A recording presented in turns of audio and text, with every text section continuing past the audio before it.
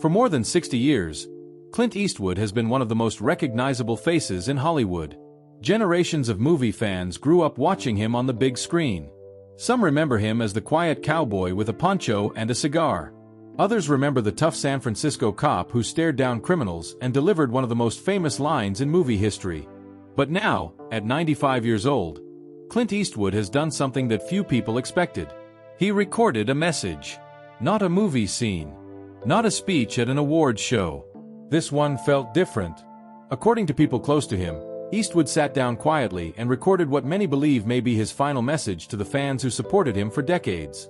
When news about the recording began spreading, people across Hollywood started talking. Friends were surprised.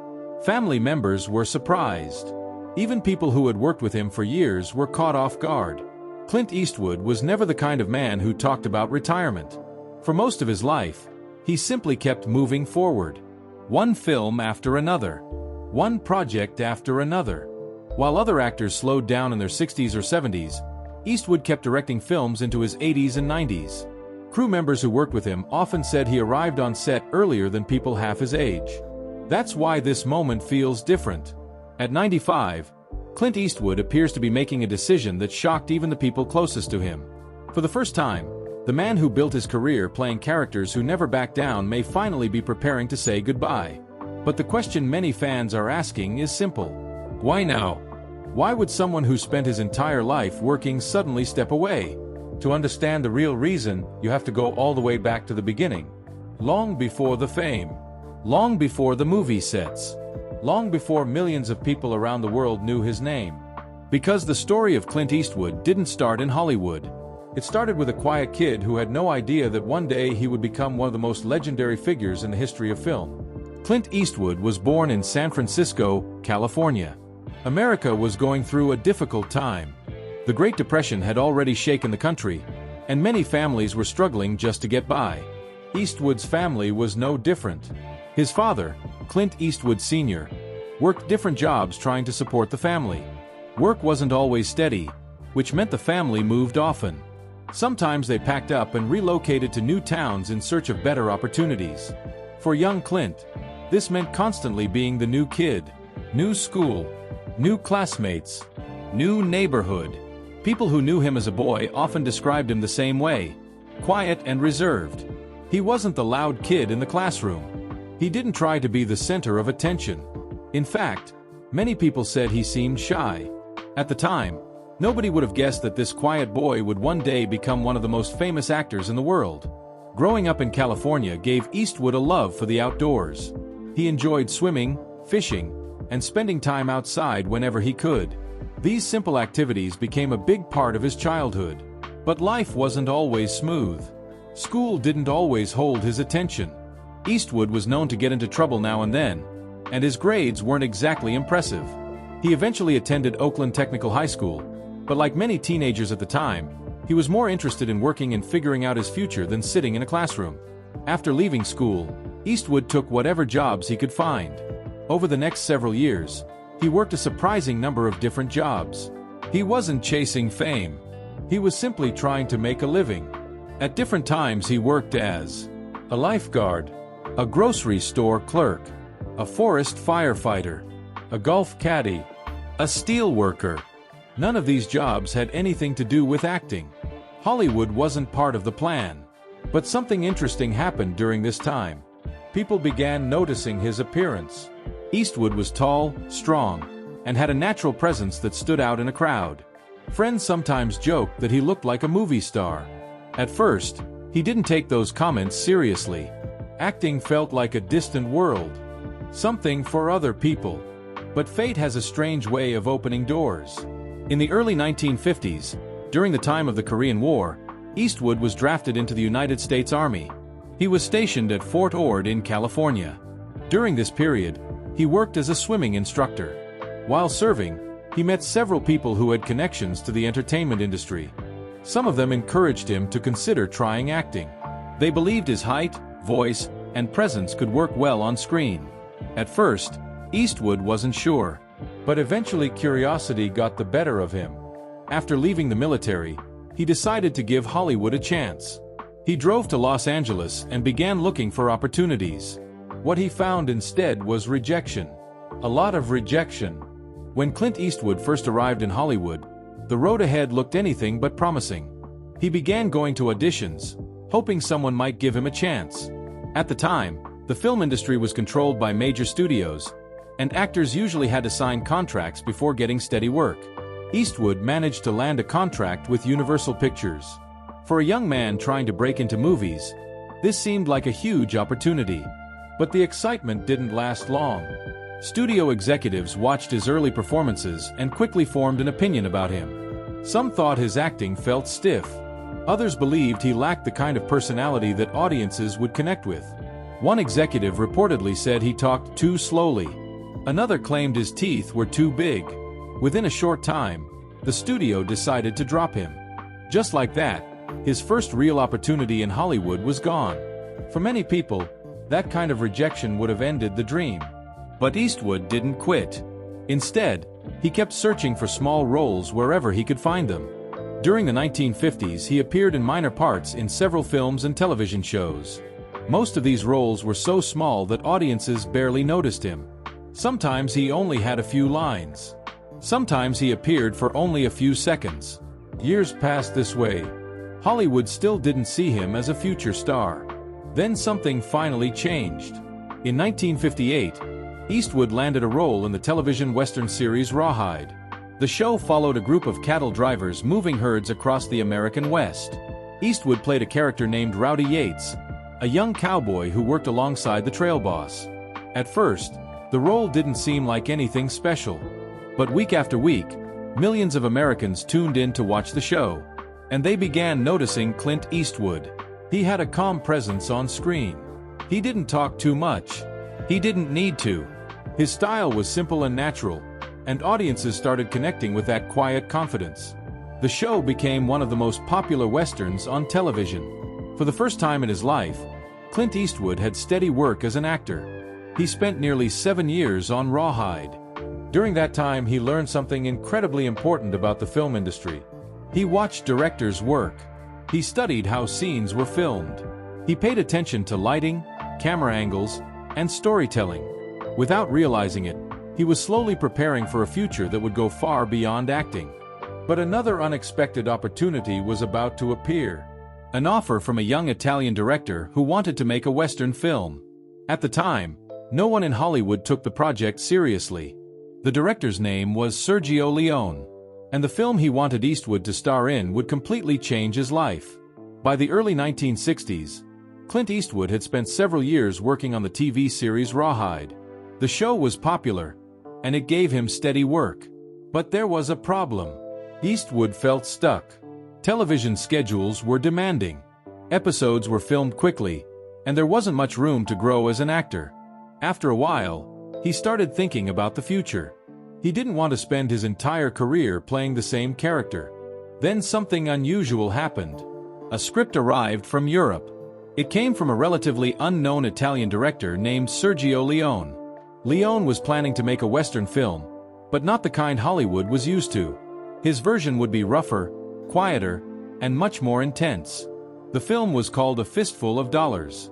At the time, most American actors weren't interested in working on foreign productions. The budget was small, and nobody believed the film would become a success. But Eastwood saw something different.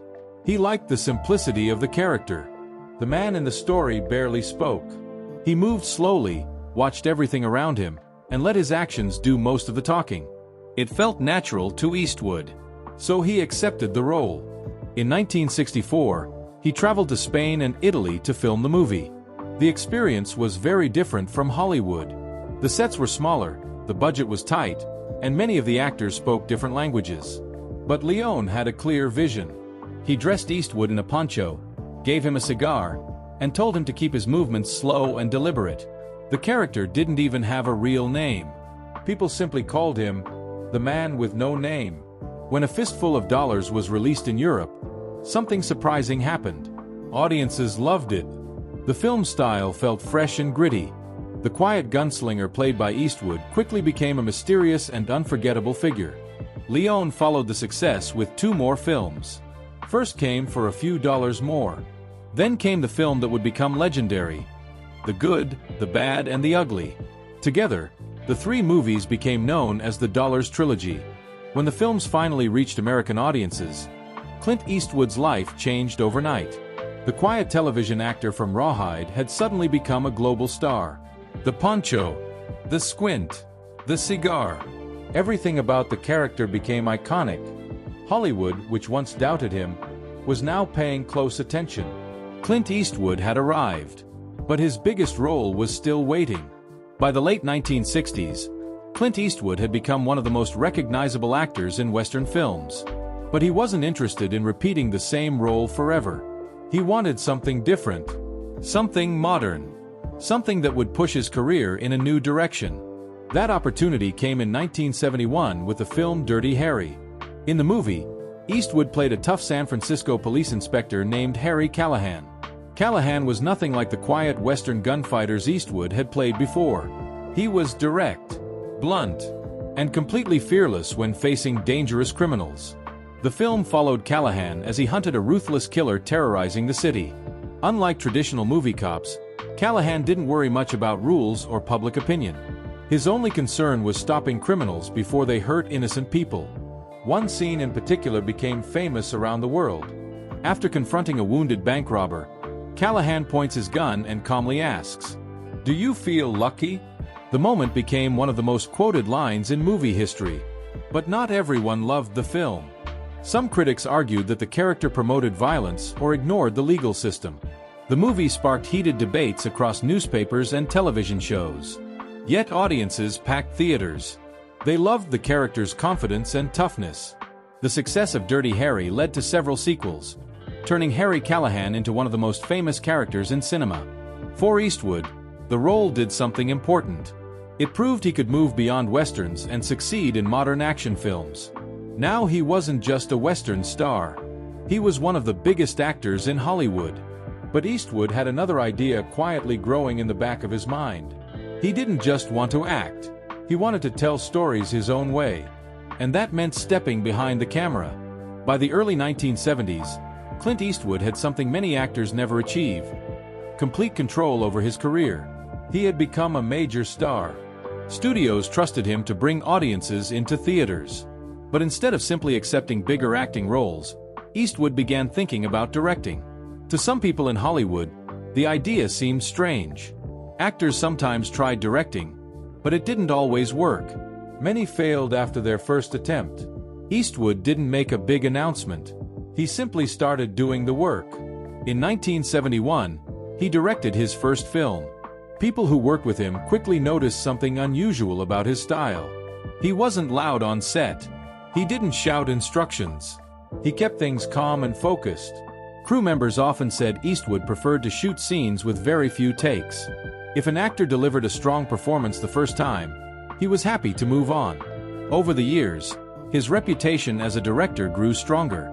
Then in 1992, he directed and starred in the Western film Unforgiven. The movie told the story of an aging gunfighter who returns to violence for one last job.